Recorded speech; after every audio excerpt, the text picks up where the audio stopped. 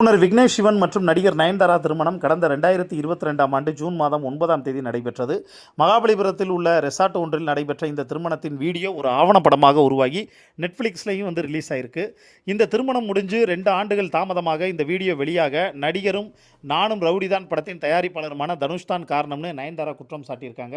நானும் ரவுடிதான் காட்சிகளை பயன்படுத்த அனுமதி கேட்ட நிலையில் 2 ஆண்டுகளாக அதற்கு அனுமதிக்காமல் இழுத்தடிச்சிருக்காங்கன்னு சொல்லப்படுது.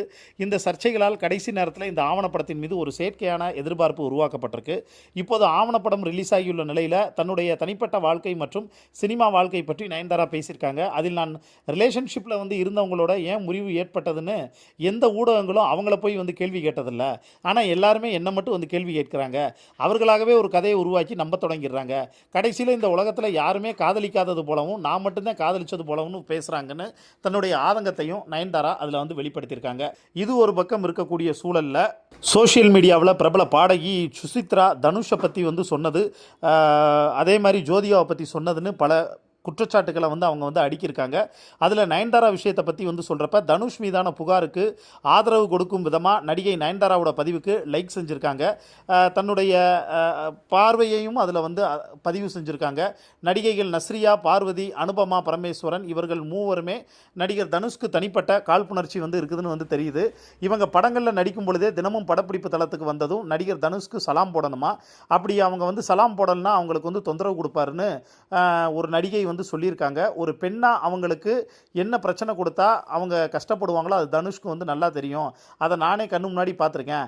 அவர் கை வைக்கக்கூடிய முதல் விஷயம் என்னன்னா அது கேரவன் தான். எந்த கேரவன் எந்த லட்சணத்தில் இருக்கும்னு அவருக்கு தெரிஞ்சிருக்கும்.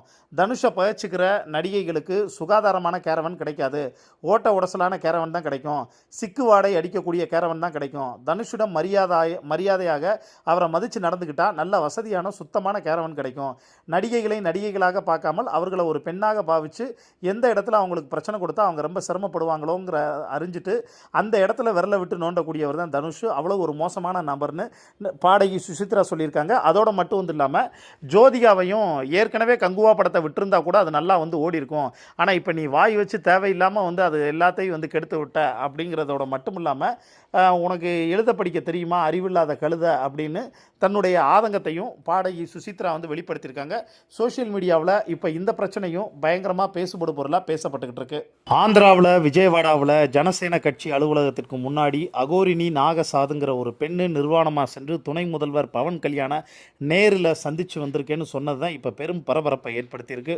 அகோரினி நாகசாதுங்கிற பெயரை கூறினாலே ஆந்திராவில் யாருக்கும் தெரியாது என்று சொல்ல மாட்டாங்க. அந்தளவுக்கு ரொம்ப ஃபேமஸ்ஸு. ஏனெனில் அந்த பெண் எந்த ஒரு இடத்திற்கு போனாலுமே நிர்வாணமாக காரில் சென்று அங்கே போய் யாராக இருந்தாலும் சந்திப்பாங்க. அது மட்டும் இல்லாமல் கோவில்களுக்கு கூட நிர்வாணமாக தான் போவாங்க. அந்த சம்பவம் பக்தர்களிடையே பெரும் பரபரப்பை ஏற்படுத்தியிருக்கு.